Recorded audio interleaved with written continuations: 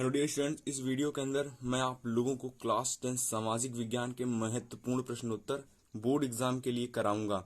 यानी कि इस वीडियो के अंदर आपको चैप्टर नंबर 1 यूरोप में राष्ट्रवाद का उदय के लघुत्तरी, अतिलघुत्तरी, बहुविकल्पी, दीर्घोत्तरी सारे के सारे प्रश्न कराने वाला हूं। तो ये जो कि बोर्ड एग्जाम में 3-3 नंबर, 2-2 नंबर और 1-1 नंबर के पूछे जाते हैं। ठीक है, ये वीडियो आपके लिए बहुत ज्यादा इंपॉर्टेंट है। इस वीडियो को लास्ट तक जरूर से देखना। अगर आप मेरे चैनल पर पहली बार आए हो तो मैं आपके लिए 2023 बोर्ड एग्जाम के लिए ऑल सब्जेक्ट की प्रिपरेशन कराता हूं, तो आप चैनल को सब्सक्राइब कर सकते हो। ठीक है, तो आइए हम लोग पहला अपना प्रश्न देखते हैं जो कि बहुत ज्यादा इंपॉर्टेंट है। हम सबसे पहले आपको 1 लघुत्तरीय और 3 अति लघुत्तरीय और 5 बहुविकल्पीय और 4 दीर्घोत्तरीय प्रश्नोत्तरों को बताएंगे। ठीक है, तो देखिए सबसे पहला जो हमारा लघु उत्तरीय प्रश्नोत्तर है आपके बोर्ड एग्जाम के लिए काफी ज्यादा इंपॉर्टेंट है। इसे आप लोग प्लीज तैयार कर लेना। ठीक है, चलिए देखिए लिखा हुआ है कि फ्रांसीसी क्रांति की उन घटनाओं का उल्लेख कीजिए जिन्होंने यूरोप के अन्य भागों से संबंध रखने वाले लोगों को प्रभावित किया था। बोर्ड एग्जाम 2022 में पूछा गया क्वेश्चन है। तो देखिए सबसे पहले आप लोग लिखोगे कि फ्रांसीसी क्रांति की कुछ प्रमुख घटनाएं निम्नलिखित हैं जिन्होंने यूरोप के अन्य भागों से संबंध रखने वाले लोगों को अत्यधिक प्रभावित किया था। ठीक है, इसमें जो आपकी पहली घटना है वो आपकी निरंकुश शासन से मुक्ति। ठीक, अर्थात जो आपका निरंकुश शासन था उससे किस प्रकार से मुक्ति मिली फ्रांसीसी क्रांतिकारियों को, उसको आपको यहाँ पर डिटेल में लिखना है। ठीक है, तो देखिए सबसे पहले आप लोग लिखोगे कि फ्रांसीसी क्रांति यानी कि जो फ्रांस के फ्रांसीसी क्रांतिकारियों ने क्रांति के समय यह घोषणा की कि फ्रांसीसी राष्ट्र राज्य का यह भाग्य और लक्ष्य था कि वे यूरोप के लोगों को निरंकुश शासकों से मुक्त कराएंगे।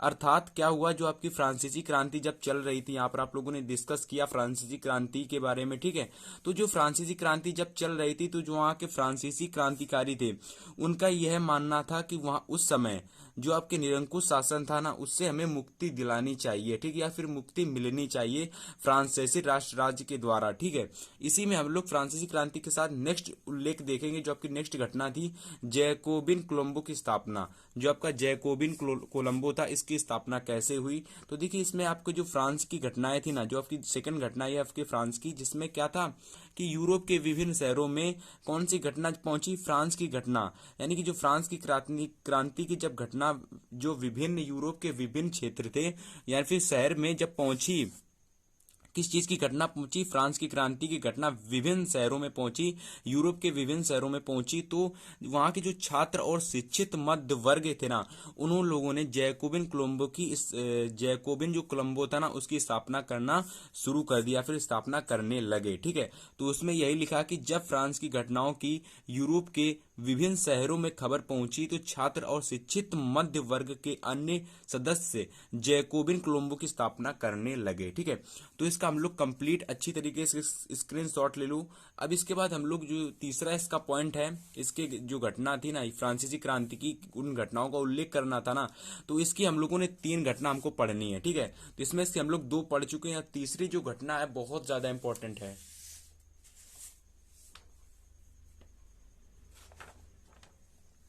इसमें हमारी जो तीसरी घटना है, आप लोग हेडिंग डालो नेपोलियन का उदय और उसका प्रभाव।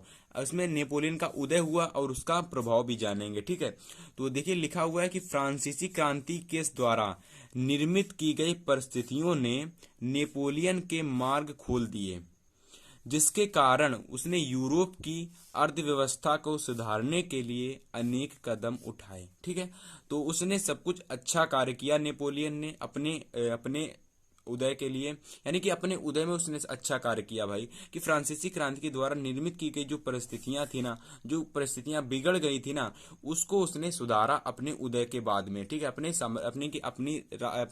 सरकार आने के बाद उसने बाद में चीजों को सुधारा। ठीक है, इसके बाद हम लोग डिस्कस करने वाले थे इसके बाद अति लघुत्तरीय प्रश्नोत्तर। ठीक है, जो कि आपके बोर्ड एग्जाम में 2-2 नंबर के पूछे जाते हैं। ठीक है, तो अति लघुत्तरीय हम लोग डिस्कस करेंगे। तो पहला जो अति लघुत्तरीय है बहुत ज्यादा इंपॉर्टेंट है कि जर्मन की एकीकरण की जो आपका जर्मन का जो एकीकरण था ना वो कब और कैसे हुआ। ठीक है, तो इस क्वेश्चंस को हम लोग लिखेंगे। इससे पहले इस क्वेश्चंस को समझ लो, जो आपका जर्मनी का एकीकरण हुआ था ना, इसमें आपको डिटेल में लिखना है अच्छी तरीके से, तब आपको अच्छे में नंबर मिलेंगे। कैसे डिटेल में लिखना है तो चलिए जानते हैं।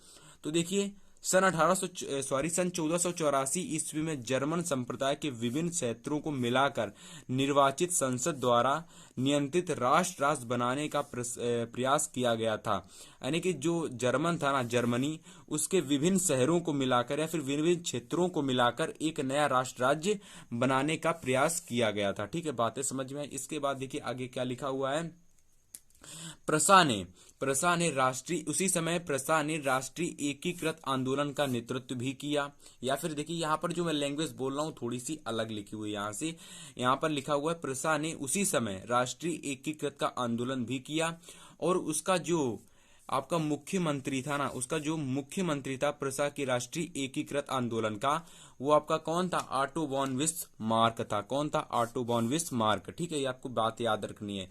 वो क्या था? इस प्रक्रिया का जनक था। कौन? ऑटो वॉन बिस्मार्क इस पूरी प्रक्रिया का जनक था। किस प्रक्रिया का? राष्ट्रीय एकीकृत आंदोलन की प्रक्रिया का आपका जनक था ऑटो वॉन बिस्मार्क।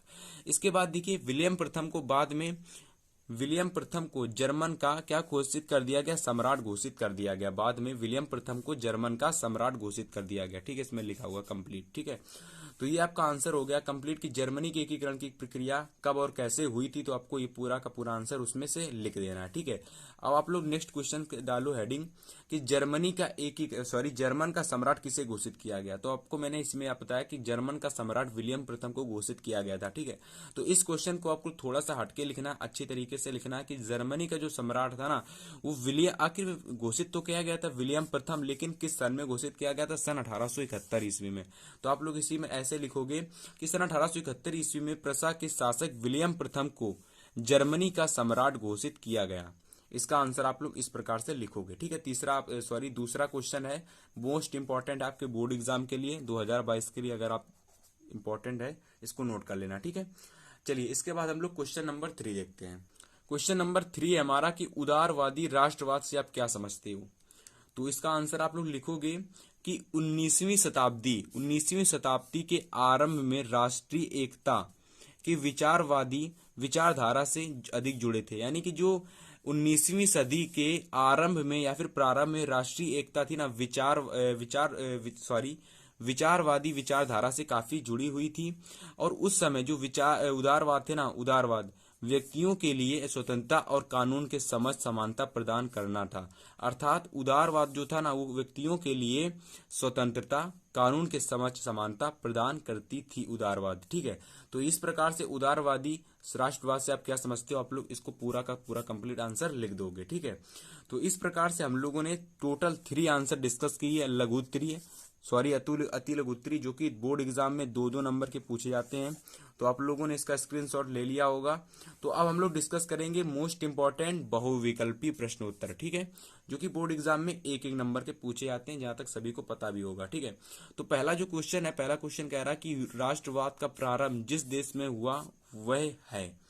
तो ये क्वेश्चन बहुत सारे लोगों को पता भी होगा, जिनको नहीं पता है तो आप लोग जान लो। पहला ऑप्शन दे रखा है जर्मनी, दूसरा दे रखा है फ्रांस, तीसरा दे रखा है इटली, चौथा दे रखा है इंग्लैंड।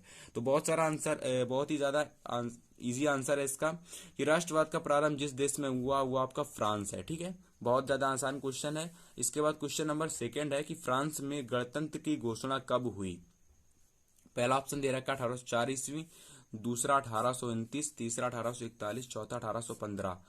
तो इसमें जो आपका राइट ऑप्शन जाएगा कि जो यूरोप में गणतंत्र की घोषणा हुई थी ना, उस सन 1815 ईस्वी में हुई थी। किस सन में? सन 1815 ईस्वी में।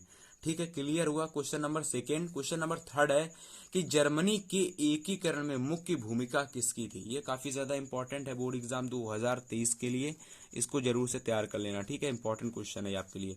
तो देखिए पहला ऑप्शन दे रखा है जेसुपे गैरिबाल्डी, दूसरा दे रखा है आपका नेपोलियन, और तीसरा दे रखा है एनओटी, यानी इनमें से कोई नहीं। ठीक है, तो जो इसका राइट ऑप्शन जाएगा आपका ऑटो वॉन बिस्मार्क, जो आपका था जर्मनी की पूरी प्रक्रिया का कौन मुख्य भूमिका थी उसकी, यानी कि उसके एकीकरण कराने में, जर्मनी का एकीकरण कराने में उसकी पूरी मुख्य भूमिका थी प्यारे बच्चों। ठीक है, तो ये काफी ज्यादा इंपॉर्टेंट क्वेश्चन आपका क्वेश्चन नंबर 3। अब हम लोग क्वेश्चन नंबर 4 और क्वेश्चन नंबर 5 डिस्कस करेंगे। क्वेश्चन नंबर आपका जो 4 है कह रहा है कि गैरिबॉल्डी ने किस देश की राष्ट्रीय एकता के लिए संघर्ष किया था। तो पहला ऑप्शन दे रखा इटली, दूसरा दे रखा जर्मनी, तीसरा दे रखा इटली सॉरी दूसरा दे रखा था जर्मनी और तीसरा दे रखा इटली और चौथा दे रखा रूस। तो गैरिबॉल्डी ने किस देश की राष्ट्रीय एकता के लिए संघर्ष किया था?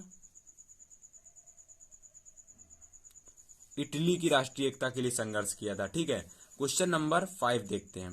क्वेश्चन नंबर 5 है हमारा, यूरोप में किस दशक में बड़ी आर्थिक मंदी आई?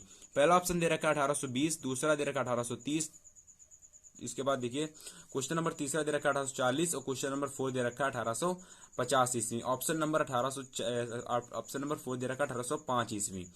तो जो इसका राइट ऑप्शन जाएगा 1830 ईस्वी जाएगा, यानी कि यूरोप में जो आर्थिक मंदी आई थी सन 1830 ईस्वी में आई थी। ठीक है, तो इस प्रकार से ये आपका जो क्वेश्चन नंबर 5 थे ना, बहुविकल्पी प्रश्नोत्तर को हम लोगों ने अच्छी तरीके से डिस्कस किया और हम लोगों ने इस वीडियो में आपका जो कंप्लीट जो होता है ना, कंप्लीट तरीके से डिस्कस किया, एकदम बहुविकल्पी भी डिस्कस किए, अति लघुत्तरी भी डिस्कस किए, बहुविकल्पी लघु भी डिस्कस किए, बहुविकल्पी और आपके जो एक एक नंबर वाले थे वो भी डिस्कस किए। तो यानी कि हम लोगों ने 6 नंबर वाले, 3 नंबर वाले, 2 नंबर वाले, 1 नंबर वाले सारे के सारे प्रश्न हम लोगों ने अच्छे तरीके से डिस्कस किए और ऐसे ही प्रश्न आपसे बोर्ड एग्जाम में पूछे जाते हैं। तो अगर आपने अभी तक इस वीडियो को लाइक नहीं किया है तो वीडियो को लाइक कर देना। अगर आप चैनल पर पहली बार आए हो तो चैनल को सब्सक्राइब कर देना, ताकि आने वाली हर एक वीडियोस की नोटिफिकेशन आप तक तुरंत पहुंच सके। ठीक है।